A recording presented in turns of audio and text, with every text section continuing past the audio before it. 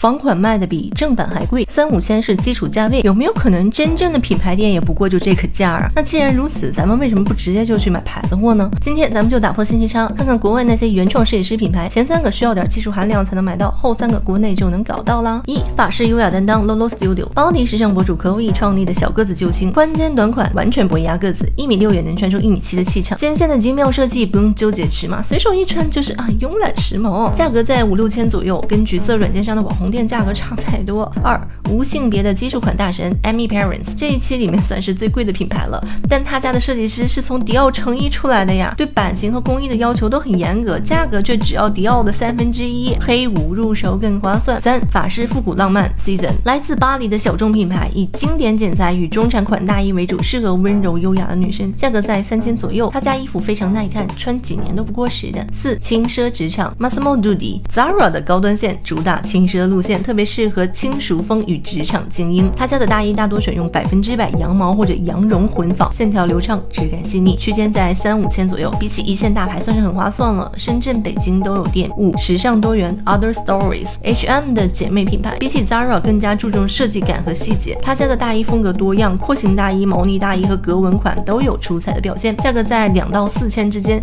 性价比优异，每季都有新亮点，各种风格都可以试试，北京、上海有店。6. 女装中的小米 Mango， 我之前留学时最爱买的品牌，在国内的名气不算大，但他家大衣在欧美圈那是超级受欢迎，设计简洁实用，很多款式和 The Row Max Mara 有点撞款，但价格只要2千左右，非常适合预算有限、品味有标准的姐妹。国内现在好像只剩下烟台还有店了，其实还有很多值得推荐的品牌啦，喜欢看的话，下期我们再接着说呢。